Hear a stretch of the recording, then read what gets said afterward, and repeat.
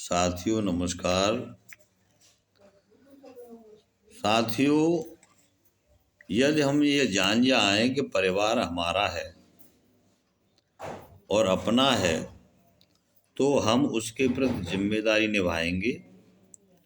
यदि देश के नेता यह जान जाएं कि यह देश हमारा है, गांव हमारा है, प्रदेश हमारा है, तो विकास इतना तेज हो जाएगा कि कोई दुखी नहीं रहेगा, कोई किसी का शोषण नहीं करेगा। बड़े बड़े वेतन लेने वाले लोग अच्छे पढ़े लिखे भी भ्रष्टाचार तथा घूसखोरी के शिकार हो चुके हैं। नेता लोग चाहते हैं कि लोग मेरी चापलूसी करते रहें, बस मेरे द्वारा किए हुए हर काम को मुझको अलग से फीस मिले और मैं एक दिन में लखपति करोड़पति बनूं। चुनाव भी पैसे के बल पर ही लड़े जाते हैं साथियों, योग्यता के बल पर नहीं। नेता लोग एक दूसरे पर नित्य नई कीचड़ उछालते रहते हैं। गांव में कुछ लोग गांव के विकास के प्रति गलत बोलते हैं, मुँह देखे टीके करते हैं लोग।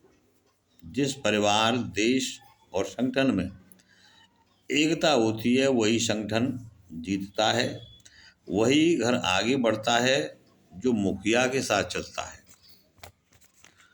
और मुखिया वो ही अच्छा होता है जो अपने सिद्धांत व आदर्श को न छोड़े, अपने बनाए नियमों का पालन खुद करे और फिर दूसरों से भी करवाए। गलत काम करने वाले को कसे, डांटे तथा अच्छे काम करने वालों की शाबाशी दे, बढ़ावा दे। ऐसा करने से वातावरण सुगम बना रहता है। समन्वय नीति से घर के पालन की जिम्मेदारी अपनी ओर से निभावे और सदस्यों को प्रेरित करे कि वह भी उसके कार्य में हाथ बटावें तथा सहयोग करें।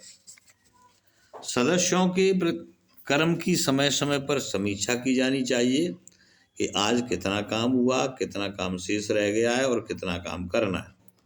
उन्हें निर्देश दे, डरे नहीं, सत्य की ओर चले, सत्य पर चले, अपने चरित्र पर कोई दाग ना आने दे, अपने मन तथा शरीर को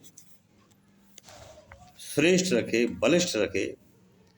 यदि कोई बाहरी शक्ति घर की शांति को तोड़ने की कोशिश करे तो अपने घर की शांति को अपने ओर से बनाए रखे, समझा बुझा करके सही निर्णय लेकर के उन्नति का मार्ग प्रस्तुत करें। भैया, जियो और जीने दो के सिद्धांत को बनाए रखें। सभी सदस्यों को उनके स्वभाव के आधार पर एक सूत्र में बांधने की कोशिश करें, प्रयत्न करें। यदि होनहार फिर भी हो तो ईश्वर का विधान जान करके ईश्वर की रजा में रजा और प्रसन्न चित्त रहे। प्रसन्नता व खुशी का वातावरण देने का हर समय प्रयत्न करना चाहिए।